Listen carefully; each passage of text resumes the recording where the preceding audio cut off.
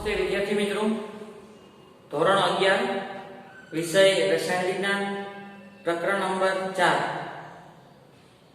આજના વિડિયો લેક્ચરની અંદર આપનું હાર્દિક સ્વાગત છે।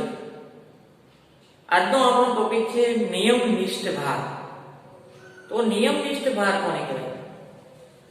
કોઈ મુક્ત અવસ્થામાં અથવા અલગ કરેલો કોઈ અણુ હોય, એ અલગ કરેલા અણુના કુલ સંયોજકતા ઇલેક્ટ્રોન અને લુઈસ બિંદુ નિરૂપણની અંદર સંયોજકતા ઇલેક્ટ્રોનની વહેંચણી કર્યા પછી અણુએ પ્રાપ્ત કરેલો વીજભાર, અણુમાં પરમાણુએ પ્રાપ્ત કરેલો વીજભાર એને કહેવાય નિયમનિષ્ઠ ભાર।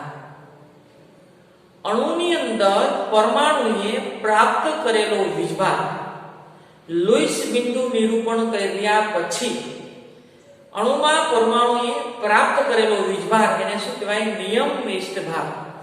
તો એવું કે અલગ કે મુક્ત અવસ્થામાં એટલે કે કોઈ અણુ હોય એકલો રહેલા પરમાણુની સંયોજકતા ઇલેક્ટ્રોનની સંખ્યા, દાખલા તરીકે ઓઝોન છે તો એમાં 3 ઓક્સિજનના પરમાણુ છે, તો એના સંયોજકતા ઇલેક્ટ્રોનની કુલ સંખ્યા, એના સંયોજકતા ઇલેક્ટ્રોનની કુલ સંખ્યા 6 × 18 થાય। અને લુઈસ રચના પ્રમાણે પરમાણુની સૂચિત ઇલેક્ટ્રોનની સંખ્યા અને લુઈસ રચના પ્રમાણે લુઈસ બંધારણ તમે દોરો અને એના પ્રમાણે નક્કી કરેલી ઇલેક્ટ્રોનની સંખ્યા, એનો તફાવત એ સંખ્યાના તફાવતને નિયમનિષ્ઠ ભાર કહે છે।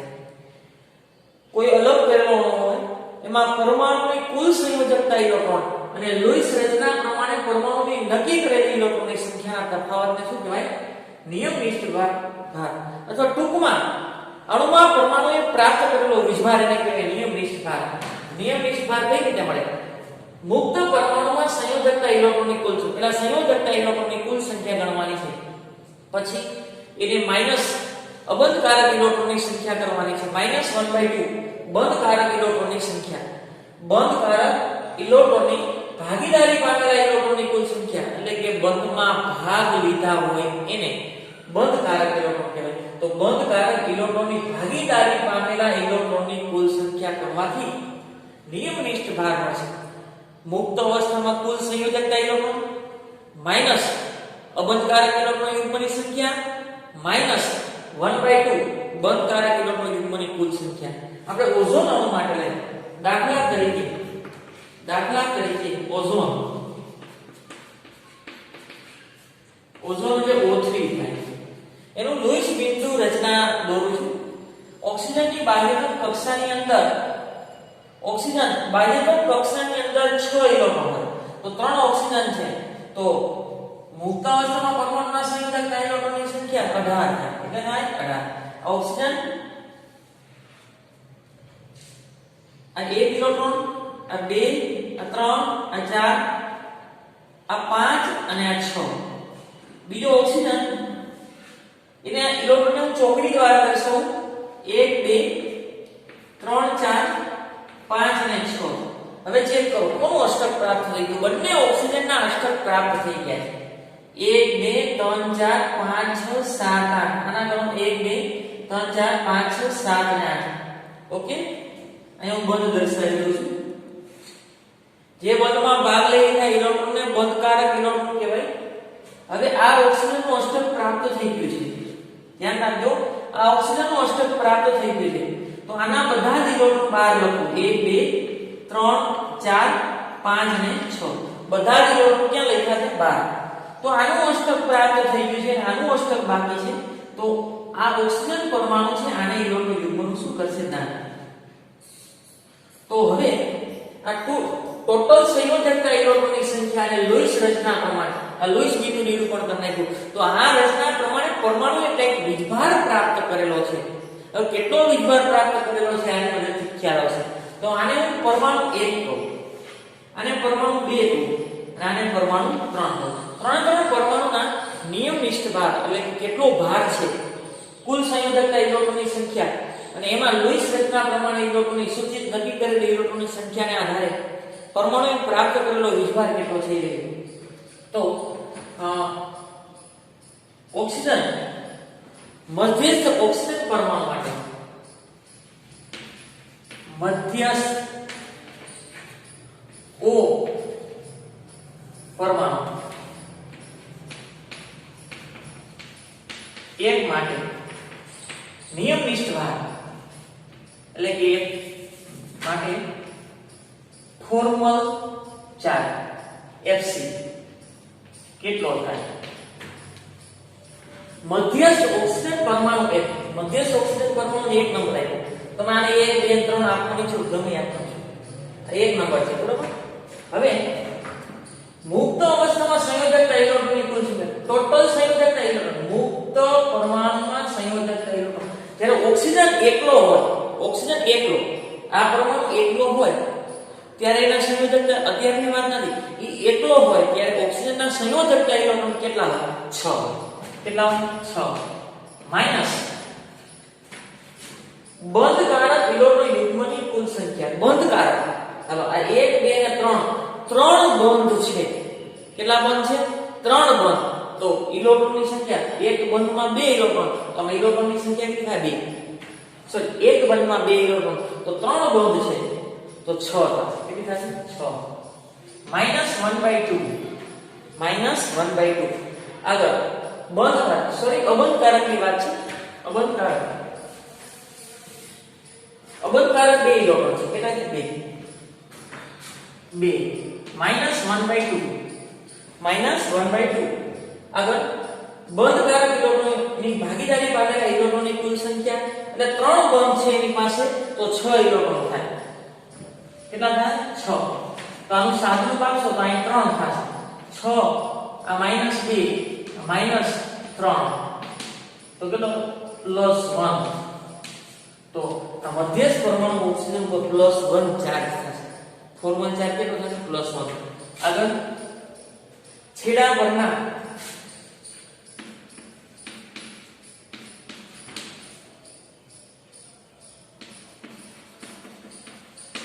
બે માટે ફોર્મલ ચાર્જ, છેડા પરના પરમાણુ 2 માટે ફોર્મલ ચાર્જ આના માટે લખો છો. તો મુક્ત અવસ્થામાં એકલો ઓક્સિજન હોય ત્યારે સંયોજકતા ઇલેક્ટ્રોન કેટલા થાય? 6. 6 માઈનસ આગળ અબંધકારક ઇલેક્ટ્રોન 1 2 3 ને 4 જે બંધમાં ભાગ નથી લીધા 4 -1/2. બંધકારક ઇલેક્ટ્રોન કેટલા બંધ છે? 2. તો 4 ઇલેક્ટ્રોન 4 ઇલેક્ટ્રોન તો કેટલા થાય? 6 - 4 એ કેટલા આવશે? 2. તો 6 - 6 એટલે 0. આ પરમાણુ ઉપર કોઈ ચાર્જ થતો નથી. આ પરમાણુ ઉપર છેડાના ઓક્સિજન પરમાણુ 3 માટે ફોર્મલ ચાર્જ બરાબર છેડાના પરમાણુ 3 માટે ફોર્મલ ચાર્જ. હાલો મુક્ત અવસ્થામાં એકલો ઓક્સિજન હોય ત્યારે સંયોજકતા ઇલેક્ટ્રોન 6 માઈનસ અબંધકારક 1 2 3 4 5 6 -1/2. બંધકારક ઇલેક્ટ્રોનની કુલ સંખ્યા, એક બંધ છે તો એક બંધમાં 2 ઇલેક્ટ્રોન હશે. 2 કેન્સલ. તો આ કેટલા થાય? 6 - 1 એટલે કેટલા થાય? -1. તો આ પરમાણુ પર પ્રાપ્ત થયેલો વીજભાર -1.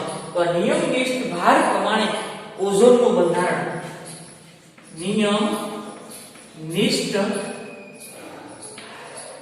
ભાર પ્રમાણે O3 નું બંધારણ આ રીતે લખી શકાય. નિયમનિષ્ઠ ભાર પ્રમાણે O3 નું બંધારણ આ રીતે લખી શકાય. ઓક્સિજન અને ઓક્સિજન, અહીં સિંગલ બોન્ડ, અહીં ડબલ બોન્ડ. બરોબર. આ પરમાણુ ઉપર પરમાણુ 1 ઉપર +1 લીખવાય છે. આ 2 અબંધકારક ઇલેક્ટ્રોન, અહીંયા 4 અબંધકારક ઇલેક્ટ્રોન, અહીંયા 6 અબંધકારક ઇલેક્ટ્રોન, 1 2 3 4 5 અને 6. આગળ પરમાણુ 1 પર પ્રાપ્ત થયેલો વીજભાર +1 અને પરમાણુ 2 ઉપર સોરી 1 2 3 ઉપર પ્રાપ્ત થયેલો વીજભાર -1. કેટલો છે? -1. આ છે ઓઝોનનું નિયમનિષ્ઠ ભારનું અણુ.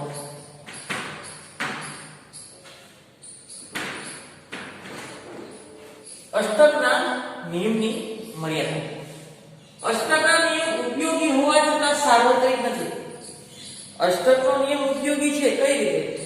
અણુની રચના કરવા માટે જો તમે સંયોજકતા ઇલેક્ટ્રોન જાણતા હોય અને જરૂર પ્રમાણે તમે ઇલેક્ટ્રોનની ગોઠવણી કરો તો અણુની રચના થઈ જાય લુઈસ બિંદુ નિરૂપણ પ્રમાણે 8 ઇલેક્ટ્રોનની રચના કરો તો. પણ એ સાર્વત્રિક નથી, બધા માટે લાગુ પડતો નથી. અષ્ટકનો નિયમ એવું કહે છે કે સંયોજકતા ઇલેક્ટ્રોન બાહ્યતમ કક્ષાની અંદર 8 ઇલેક્ટ્રોન સમાવી શકે. કેટલાક પરમાણુ ઇલેક્ટ્રોન ગુમાવી, કેટલાક પરમાણુ ઇલેક્ટ્રોન મેળવી અને કેટલાક પરમાણુ છે ઇલેક્ટ્રોનની ભાગીદારી કરી અને પોતાના સંયોજકતા કોષમાં 8 ઇલેક્ટ્રોન પ્રાપ્ત કરતા હોય. પણ આ છે એ સાર્વત્રિક નથી, બીજા બધા તત્વો માટે લાગુ પડતો નથી. ખાસ કરીને કાર્બનિક સંયોજનની રચના સમજવા માટે ખૂબ જ ઉપયોગી છે. કાર્બનિક સંયોજનની રચના સમજવા માટે ખૂબ જ ઉપયોગી છે, કારણ કે કાર્બન ની સંયોજકતા કક્ષાની અંદર 4 ઇલેક્ટ્રોન છે, તો અન્ય 4 પરમાણુ સાથે અથવા અન્ય કોઈ પરમાણુ સાથે જો 4 ઇલેક્ટ્રોનની ભાગીદારી કરે તો પોતાના સંયોજકતા કોષની અંદર 8 ઇલેક્ટ્રોન થઈ જાય. તો અષ્ટકના નિયમનું પાલન થાય, ભાગીદારી કરે 8 ઇલેક્ટ્રોન પ્રાપ્ત કરે. કાર્બનિક સંયોજનની રચના સમજવા માટે ઉપયોગી છે અને ખાસ કરીને તે મુખ્યત્વે આવર્ત કોષ્ટકના બીજા આવર્તના તત્વોને લાગુ પડે. બીજા આવર્તના તત્વોને ખાસ લાગુ પડે. એમાં પણ ઘણા અપવાદ છે. એમાં એક અપવાદ અષ્ટકના નિયમ પ્રમાણે 3 પ્રકારના અપવાદ જોવા મળે. મધ્યસ્થ પરમાણુ અપૂર્ણ અષ્ટક. મધ્યસ્થ પરમાણુ અપૂર્ણ અષ્ટક એટલે કે મધ્યસ્થ પરમાણુ સાથે 8 ઇલેક્ટ્રોન પૂરા થતા હોય નહીં. 8 ઇલેક્ટ્રોન ત્યારે જ ન પૂરા થાય પોતાના સંયોજકતા કોષની અંદર 4 કરતા ઓછા ઇલેક્ટ્રોન હોય. પોતાના સંયોજકતા કોષની અંદર 4 કરતા ઓછા ઇલેક્ટ્રોન હોય તો એવું અષ્ટક ક્યારેય પ્રાપ્ત નહીં થાય. અને જો અષ્ટક પ્રાપ્ત ન થાય તો એવું કહી શકાય કે મધ્યસ્થ પરમાણુ અપૂર્ણ અષ્ટક. મધ્યસ્થ પરમાણુ અપૂર્ણ અષ્ટક. દાખલા તરીકે LiCl લિથિયમ સમૂહ એકલું તત્વ છે. એની સંયોજકતા કોષની અંદર 1 ઇલેક્ટ્રોન છે. ક્લોરીનની સંયોજકતા કોષની અંદર 7 ઇલેક્ટ્રોન છે. 1 2 3 4 5 6 અને 7. જોજો અષ્ટક પ્રાપ્ત થતું નથી. આ લિથિયમ છે અને સંયોજકતા કોષની અંદર 2 ઇલેક્ટ્રોન છે. એક પોતાનો છે અને એક શું કહેવી ભાગીદારી કહેવી. અષ્ટક પ્રાપ્ત થતું નથી કારણ કે લિથિયમના સંયોજકતા કોષની અંદર 1 ઇલેક્ટ્રોન છે અને એક ભાગીદારી કહેવી તો 2 ઇલેક્ટ્રોન થયા. તો એમાં પણ અષ્ટકના નિયમનું પાલન થતું નથી. કેટલાક સંયોજનમાં મધ્યસ્થ પરમાણુની આસપાસ ઇલેક્ટ્રોનની સંખ્યા 8 કરતા ઓછી હોય. જો 8 કરતા ઓછી હોય તો અહીં 2 છે. તો અષ્ટકના નિયમનો અપવાદ કહેવાય. મધ્યસ્થ પરમાણુનું અપૂર્ણ અષ્ટક. ખાસ કરીને તત્વોના સંયોજન ઇલેક્ટ્રોન 4 કરતા ઓછા હોય ને તો લાગુ પડે. કારણ કે 4 હોય ને તો 4 ની ભાગીદારી કરનારે 8 થઈ જાય. પણ જેની પાસે 1 છે એ 1 ની ભાગીદારી કરે તો 2 થાય. જેની પાસે 2 છે 2 ની ભાગીદારી કરે તો 4 થાય. પણ જેની પાસે 3 છે એ 3 ની ભાગીદારી કરે તો 6 થાય. તો જેની પાસે સંયોજકતા ઇલેક્ટ્રોન 4 કરતા ઓછા હોય ને એના મધ્યસ્થ પરમાણુ કોઈ દિવસ અષ્ટક પ્રાપ્ત થશે નહીં. દાખલા તરીકે બીજા સમૂહનું પ્રથમ તત્વ BeH2 કારણ કે એના સંયોજકતા ઇલેક્ટ્રોન 4 કરતા ઓછા છે. બેરિલિયમ પાસે સંયોજકતા ઇલેક્ટ્રોન 2 હોય. આ બેરિલિયમ આ 1 ઇલેક્ટ્રોન અને બીજો ઇલેક્ટ્રોન હાઇડ્રોજન સાથે ભાગીદારી કરે. આ 1 અને આ બીજો ઇલેક્ટ્રોન. જોજો તો અષ્ટક પ્રાપ્ત થતું નથી. 1 2 3 અને 4 અષ્ટક પ્રાપ્ત થતું નથી. તો 8 કરતા ઓછા જાય તો મધ્યસ્થ પરમાણુ અપૂર્ણ અષ્ટક કહી શકાય. આગળ 13મા સમૂહનું પ્રથમ તત્વ બોરોન. 13મા સમૂહનું પ્રથમ તત્વ બોરોન BF3 લો અથવા BCl3. ચલો BCl3 મધ્યસ્થ પરમાણુ બોરોન છે. બોરોનની સંયોજકતા કોષની અંદર 3 ઇલેક્ટ્રોન છે એટલે કે 4 કરતા ઓછા છે તો 6 જ થશે અષ્ટક. આ બોરોન આ 1 ઇલેક્ટ્રોન આ બીજો ઇલેક્ટ્રોન અને આ ત્રીજો ઇલેક્ટ્રોન. ક્લોરીનના સંયોજકતા કોષની અંદર 7 ઇલેક્ટ્રોન છે. આ Cl આ 1 આ 2 આ 3 આ 4 આ 5 આ 6 અહીંયા દર્શાવો તો વાંધો નહીં. અહીંયા દર્શાવો તો વાંધો. બીજો ક્લોરીન 1 2 3 4 5 6 અને આ 7. અહીંયા ક્લોરીન 1 2 3 4 5 6 અને 7. હવે ચેક કરો બોરોનના સંયોજકતા ઇલેક્ટ્રોન 3 હતા ને તો તો 4 કરતા ઓછા છે તેનો અષ્ટક કોઈ દિવસ પ્રાપ્ત ન થાય. ચેક કરો 1 2 3 4 5 6. તો મધ્યસ્થ પરમાણુ આગળ BCl3 એટલે કે પહેલા સમૂહનું હોય ને તો અષ્ટક પ્રાપ્ત નહીં થાય, બીજા સમૂહનું તત્વ સત્વ નહીં થાય અને 13મા સમૂહનું સત્વ નહીં થાય. પણ 14મા સમૂહ હોય તો બાહ્યકણ કક્ષાની અંદર 4 હોય ને 4 ભાગીદારી કરે 8 સુધી, તો અહીંયા અપવાદ જોવા મળતા નથી. અપૂર્ણ મધ્યસ્થ પરમાણુ અપૂર્ણ અષ્ટક ક્યારે જોવા મળે? બીજા આવર્તનું પ્રથમ સમૂહનું તત્વ હોય, બીજા સમૂહનું તત્વ હોય કે 13મા સમૂહનું તત્વ હોય, એમાં અપવાદ જોવા મળશે. ત્યાર પછી છે વિસ્તૃત અષ્ટક, એક્સપાન્ડેડ એટલે કે વિસ્તૃત 8 કરતા વધારે ઇલેક્ટ્રોન. મધ્યસ્થ પરમાણુ અપૂર્ણ અષ્ટક એટલે 8 કરતા ઓછા. વિસ્તૃત અષ્ટક જેની પાસે 8 કરતા વધારે ઇલેક્ટ્રોન. હવે 8 કરતા વધારે ઇલેક્ટ્રોન એની પાસે છે ત્રીજા આવર્ત કે સિવાયના આવર્તના. હવે જો યાદ રાખો બીજા આવર્તના તત્વ હોય ને એને બે જ પ્રકારની કક્ષક હોય, S અને P, અને કક્ષકની સંખ્યા કેટલી થઈ? 4. તો પેલો સમૂહ, બીજો સમૂહ અને ત્રીજો સમૂહ અષ્ટકના નિયમ કરતા ઓછા ઇલેક્ટ્રોન રહેશે એટલે અપૂર્ણ અષ્ટક. પછી 14 15 16 17 બીજા આવર્તના તત્વો અષ્ટક પ્રાપ્ત કરી શકશે, પણ ત્રીજા આવર્ત કે ત્યાર પછીના આવર્તના તત્વો છે એ અષ્ટકના નિયમના વિસ્તૃત અષ્ટક તરીકે ઓળખાય. શું કામ? એની પાસે S કક્ષક તો છે, P તો છે અને D પણ છે. D કક્ષક હોવાને કારણે D કક્ષકમાં પણ ઇલેક્ટ્રોનની ભાગીદારી થાય. તેથી 8 ઇલેક્ટ્રોન કરતા વધી જશે. D કક્ષકમાં પણ ઇલેક્ટ્રોનની ભાગીદારી થવાને કારણે n બરાબર 3 એટલે કે ત્રીજો આવર્ત. ત્રીજા આવર્ત હોય તો એને 3D કક્ષક ઉપલબ્ધ હોય. એ ઉપલબ્ધ કક્ષકને કારણે વધારે સંયોજકતા કોષમાં ઇલેક્ટ્રોનની ભાગીદારી કરી અને 8 કરતા વધારે ઇલેક્ટ્રોન પ્રાપ્ત કરે તો તેને વિસ્તૃત અષ્ટક તરીકે ઓળખવામાં આવે. આવર્ત કોષ્ટકમાં ત્રીજા અને ત્યાર પછીના આવર્તમાં 3s કક્ષક હોય, 3p કક્ષકો હોય, ઉપરાંત 3d કક્ષકો પણ બંધન માટે પ્રાપ્ત છે. 3d કક્ષક પણ બંધ બનાવવા માટે પ્રાપ્ત છે. આ તત્વોના ઘણા સંયોજનમાં મધ્યસ્થ પરમાણુની આસપાસ 8 કરતા વધારે ઇલેક્ટ્રોન હોય, જેને શું કહેવાય? વિસ્તૃત અષ્ટક તરીકે ઓળખવામાં આવે. પણ અષ્ટકના નિયમ આમાં લાગુ પડતો નથી કારણ કે 8 કરતા શું છે? વધારે. દાખલા તરીકે SF6, દાખલા તરીકે SF6, P8 અથવા PCl3, ધારો કે PCl3 ની વાત કરીએ તો આમાં 5 ની વાત કરીએ. PCl3 માં અષ્ટકના નિયમનું પાલન થાય, પછી PCl5 ની અંદર અષ્ટકના નિયમનું પાલન થશે નહીં. એટલે કે ફોસ્ફરસ છે એની બાહ્યતમ કક્ષાની અંદર 5 ઇલેક્ટ્રોન હોય. એની બાહ્યતમ કક્ષાની અંદર 5 ઇલેક્ટ્રોન હોય. આ 1,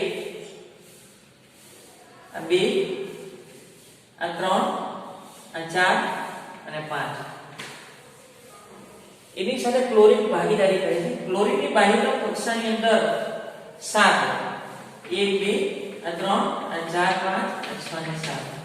બીજો ક્લોરીન 1 2 3 4 5 6 અને 7. ત્રીજો ક્લોરીન Cl 1 2 3 4 5 6 અને 7. આ ક્લોરીન 1 2 3 4 5 6 અને 7. અને આ ક્લોરીન 1 2 3 4 5 6 અને 7. અહીં બંધ બની છે, અહીંયા બંધ બની છે, અહીંયા બંધ બની છે, અહીંયા બંધ અને અહીંયા બંધ. જોજો કેટલા બંધ બન્યા છે? 1 2 3 4 5 બંધ બન્યા છે તો ઇલેક્ટ્રોન 10 થાય. તો વધી ગયા ઇલેક્ટ્રોન. તો ફોસ્ફરસ પરમાણુ આસપાસ 10 ઇલેક્ટ્રોન છે. કેટલા ઇલેક્ટ્રોન છે? 10. તો 8 કરતા વધી ગયા તો શું કહેવાય? અષ્ટકના નિયમનો અપવાદ. વિસ્તૃત અષ્ટક. શું કહેવાય? વિસ્તૃત અષ્ટક. SF6 ની વાત કરીએ. સલ્ફર 16મા સમૂહ છે, બાહ્યતમ કક્ષાની અંદર 6 ઇલેક્ટ્રોન હોય. સલ્ફર 16મા સમૂહ છે, બાહ્યતમ કક્ષાની અંદર 6 ઇલેક્ટ્રોન હોય. આ 1 આ 2 આ 3 આ 4 આ 5 અને 6. બાહ્યતમ કક્ષાની અંદર 6 ઇલેક્ટ્રોન. ફ્લોરિનના બાહ્યતમ 17મા સમૂહ તો 7 હોય. ફ્લોરિન 1 2 3 4 5 6 અને 7. બીજો ફ્લોરિન 1 1 2 3 4 5 6 7 એ ભાગીદારી થઈ ગઈ એવી રીતે અહીંયા ભાગીદારી થઈ જશે 1 2 3 4 5 6 અહીંયા ફ્લોરિંગ અહીંયા ભાગીદારી થઈ જશે 1 2 3 4 5 અને 6 અહીંયા ફ્લોરિંગ 1 કિલોનો 2 3 4 5 6 7 અહીંયા ભાગીદારી થશે 1 2 3 4 5 6 7 હવે જો સલ્ફર મધ્યસ્થ પરમાણુ છે તો સલ્ફર પરમાણુ આસપાસ સલ્ફર પરમાણુની આસપાસ ઇલેક્ટ્રોન કેટલા છે 1 2 3 4 5 6 7 8 9 10 11 12 કારણ કે સંયોજકતા કોષની અંદર 6 છે અને 6 ની ભાગીદારી થઈ 12 ઇલેક્ટ્રોન છે આવું ક્યારે શક્ય બને જ્યારે ડી કક્ષક ઉપલબ્ધ હોય તો શું હોય તો ડી કક્ષક ઉપલબ્ધ હોય તો આગળ HCFC ની વાત કરીએ તો H2SO4 નું બનાવવું sulphur double bond O OH અને OH આ H2SO4 નું બંધારણ છે સલ્ફરની બાહ્યતમ કક્ષાની અંદર 6 હોય આ 1 આ 2 આ 3 આ 4 આ 5 આ 6 પૂરા ઓક્સિજનની બાહ્યતમ કક્ષાની અંદર 6 આ 1 આ 2 આ 3 4 5 અને 6 1 2 3 4 5 અને 6 આ 1 2 3 4 5 અને 6 1 2 3 4 5 અને 6 આ કોનું બંધારણ થઈ ગયું H2SO4 મધ્ય સલ્ફર પરમાણુની અસર સલ્ફર પરમાણુ ની આસપાસ ઇલેક્ટ્રોન ચેક કરો કેટલા છે 1 2 3 4 5 6 6 બંધ છે 6 બંધ છે તો ઇલેક્ટ્રોન 12 ઇલેક્ટ્રોન સલ્ફર પરમાણુની આસપાસ 12 ઇલેક્ટ્રોન થયા અને 12 ત્યારે જ થાય અને ડી કક્ષક ઉપલબ્ધ હોય તો અહીંયા 8 કરતા વધારે છે એટલે એને વિસ્તૃત અષ્ટક તરીકે ઓળખી શકાય અહીંયા 8 કરતા ઓછા છે એટલે અપૂર્ણ અષ્ટક તરીકે ઓળખી શકાય 8 નથી થતા એટલે અષ્ટકના નિયમના શું કહેવાય અપવાદ આગળ અષ્ટકના નિયમ અપવાદ નંબર 3 એકી ઇલેક્ટ્રોન અણુ હવે પેલું જોયું તો અપૂર્ણ અષ્ટક 8 કરતા ઓછા બીજું જોયું તો વિસ્તૃત અષ્ટક 8 કરતા વધી જાય અને ત્રીજું હતું કે એકી ઇલેક્ટ્રોન અણુ કે અણુની અંદર અષ્ટક પ્રાપ્ત નથી થતું એટલે અષ્ટકના નિયમના અપવાદ તો છે પણ એકી સંખ્યામાં ઇલેક્ટ્રોન હોય એકી ઇલેક્ટ્રોન સંખ્યા ધરાવતા અણુઓ જેવા કે નાઇટ્રિક ઓક્સાઇડ NO અને નાઇટ્રોજન ડાયોક્સાઇડ NO માં દરેક પરમાણુ અષ્ટકના નિયમ સંતોષાતો નથી અષ્ટકનો નિયમનું પાલન થતું નથી આની વાત કરી NO ની એનો માટેનું બંધારણ દોરીને ખ્યાલ આવશે ઓક્સિજનની બાહ્યતમ કક્ષાની અંદર 6 ઇલેક્ટ્રોન છે તો એને કેટલા ઇલેક્ટ્રોનની જરૂર પડે 2 તો હું અંદર 2 લખું છું આ 1 અને 2 આ 3 આ 4 આ 5 અને 6 હવે નાઇટ્રોજનની બાહ્યતમ કક્ષાની અંદર 5 ઇલેક્ટ્રોન હોય કેટલા હોય 5 તો આને 2 ની જરૂર છે એટલે હું અંદર 2 લખું છું આ 2 આ 3 અહીંયા લખવાનું આ 3 આ 4 અને આ 5 જો આનું અષ્ટક પ્રાપ્ત થઈ ગયું 1 2 3 4 5 6 7 8 ઓકે આ નાઇટ્રોજનનું અષ્ટક પ્રાપ્ત થતું નથી 1 2 3 4 5 6 7 અષ્ટક પ્રાપ્ત ન થયું એટલે અષ્ટકના નિયમનો અપવાદ થયો પણ એકી સંખ્યામાં ઇલેક્ટ્રોન છે જો આ એકી સંખ્યામાં ઇલેક્ટ્રોન પછી અષ્ટકના નિયમનો અપવાદ અથવા બીજું બંધારણ દઉં નાઇટ્રોજન એની બાહ્યતમ કક્ષાની અંદર 5 ઇલેક્ટ્રોન છે આ 1 આ 2 આ 3 આ 4 અને 5 નાઇટ્રોજનની બાહ્યતમ કક્ષાની અંદર 5 ઇલેક્ટ્રોન છે ઓક્સિજનની બાહ્યતમ કક્ષાની અંદર 6 ઇલેક્ટ્રોન છે 1 2 3 4 5 અને 6 હવે આમાં ભાગીદારી થઈ ગઈ અહીંયા ભાગીદારી થઈ ગઈ હવે ચેક કરો આની પાસે કેટલા છે 1 2 3 4 5 6 અને 7 આની પાસે 7 છે 1 2 3 4 5 આની પાસે 6 હવે શું થાય હવે આ બંને ઇલેક્ટ્રોન નાઇટ્રોજનના ભાગીદારી કરશે અહીં સવર્ગ સહસંયોજક બન્યું અહીં બંને ઇલેક્ટ્રોન નાઇટ્રોજનના છે સવર્ગ સહસંયોજક અથવા નિયમનિષ્ઠ ભાર જોતો હોય તો આને ગુમાવ્યો તો પ્લસ અને આને મેળવો તો કેવો થાય માઈનસ હવે જો અહીં એકી સંખ્યા એક વખત ઓક્સિજન પાસે એકી સંખ્યામાં ઇલેક્ટ્રોન લે છે અને એક વખત નાઇટ્રોજન પાસે એકી સંખ્યામાં ઇલેક્ટ્રોન રહે છે અને અષ્ટકના નિયમનું પાલન થતું નથી. જો 1 2 3 4 5 6 7 8 9 થઈ ગયા તો અષ્ટકના નિયમનું પાલન થતું નથી. અહીં 7 થાય છે. અષ્ટકના નિયમનું પાલન થતું તો નથી પણ એકી સંખ્યામાં ઇલેક્ટ્રોન છે. બીજું NO2 માટે NO2 માટે એનું બંધારણ જોઈએ. નાઇટ્રોજન એની બાહ્યતમ કક્ષાની અંદર 5 ઇલેક્ટ્રોન હોય. આ 1 આ 2 આ 3 આ 4 અને આ 5. ઓક્સિજનની બાહ્યતમ કક્ષાની અંદર 6 કેટલા હોય 6 પણ ઓક્સિજનને 2 ની જરૂર હોય એટલે અંદર હું 2 લખું છું. 1 2 3 4 5 અને 6. જો ચેક કરો ઓક્સિજનનું અષ્ટક પ્રાપ્ત થઈ ગયું. 1 2 3 4 5 6 7 અને 8. ઓક્સિજનનું અષ્ટક પ્રાપ્ત થઈ ગયું. નાઇટ્રોજનનું ચેક કરો 1 2 3 4 5 6 7. હજી એક ઓક્સિજન મૂકવો છે. હું અહીંયા મૂકું છું. ધ્યાન રાખજો અહીં ખાસ ઓક્સિજન મૂકું છું. ઓક્સિજનને 2 ની જરૂર છે. હું અંદર 2 લખીશ ને તો એ વધી જશે ઇલેક્ટ્રોન. તો અંદર ઇલેક્ટ્રોન વધી જશે. તો ઓક્સિજનના બધા ભાગ લખું. આ 1 2 3 4 5 અને 6. આ ઓક્સિજન પાસે આ નાઇટ્રોજન પાસે 7 છે અને આની પાસે 6 છે. 1 2 3 4 5 6 અને 7. 1 2 3 4 5 અને 6. તો જેની આગળ વધારે છે ને એ ઓછા વાળા દાન કરશે. અષ્ટક તો પ્રાપ્ત થયું જ નથી પણ અહીંયા 6 છે અને 7 છે તો 7 વાળો 6 ને દાન કરે. 7 વાળો 6 ને દાન કરી દેશે. તો ચેક કરો આ ટપકાવાળા બંને ઇલેક્ટ્રોન નાઇટ્રોજનના પરમાણુના છે તો એ સવર્ગ સહસંયોજક બંધ બન્યો અથવા નિયમનિષ્ઠ ભાગ હતો ને તો અહીં 0 થશે. અહીં ગુમાવ્યા તો +1 અને આને મેળવ્યા તો -1. આગળની થિયરી દ્વારા નોંધી લેવા. ફોર્મલ ચાર્જ બરાબર મુક્ત અવસ્થામાં સંયોજકતા ઇલેક્ટ્રોનની સંખ્યા માઈનસ અબંધકારક ઇલેક્ટ્રોનની ઉપરની સંખ્યા -1/2 બંધકારક ઇલેક્ટ્રોનની સંખ્યા. એટલે આ -4 થાય ને +4 થાય. કોઈ અત્યારે ગણવા નથી તો આગળ લેવાનું છે. હવે ચેક કરો 1 2 3 4 5 અને 7 અને કે 7 ઇલેક્ટ્રોન થયા. અષ્ટકના નિયમનું પાલન થતું નથી. અહીં થઈ ગયો 1 2 3 4 5 6 7 8. આનો અષ્ટક પ્રાપ્ત આનો અષ્ટક પ્રાપ્ત. આનું પ્રાપ્ત થતું નથી અને એકી સંખ્યામાં એકી ઇલેક્ટ્રોન અણુઓ છે. એટલે અષ્ટકના નિયમનો અપવાદ. આગળ અષ્ટકના નિયમના અપવાદની વાત કરીએ તો અષ્ટકનો નિયમ ઉમદા વાયુની રાસાયણિક નિષ્ક્રિયતાના પાયા પર રચાયેલો છે. અષ્ટકનો નિયમ ઉમદા વાયુની રાસાયણિક નિષ્ક્રિયતાના પાયા ઉપર રચાયેલો છે. એવું કે છે કોઈ અણુની રચના કરો જો એની અંદર અષ્ટક પ્રાપ્ત થઈ જતો હોય એટલે કે 8 ઇલેક્ટ્રોન 18માં સમૂહ જેવું તો એ નિષ્ક્રિય થઈ ગયો પછી કોઈની સાથે પ્રક્રિયા કરતો નથી.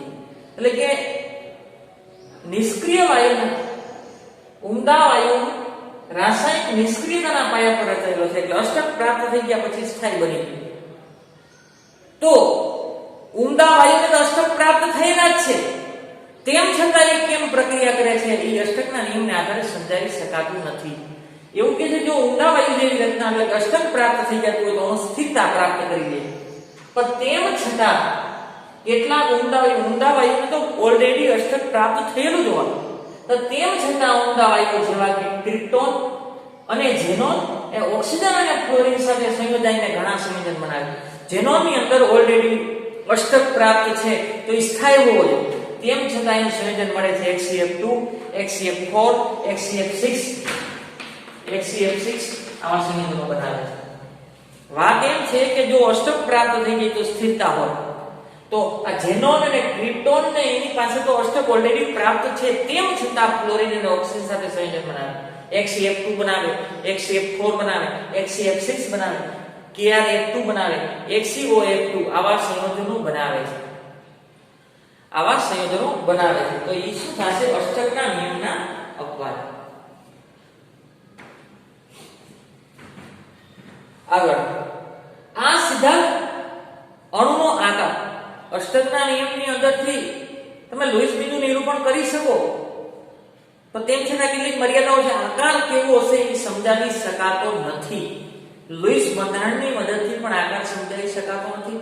અષ્ટકના નિયમથી પણ આકાર સમજાવી શકાતો નથી. અણુઓની સાપેક્ષ સ્થિરતા અને અણુની ઊર્જાની બાબત પણ સમજાવી શકતો નથી. આકાર નથી સમજાવી શકતો, અણુની સ્થાયીતા નથી સમજાવી શકતો અને અણુની ઉર્જા કેટલી હશે એ પણ સમજાવી શકતો નથી. આ છે અષ્ટકના નિયમની અપવાદો.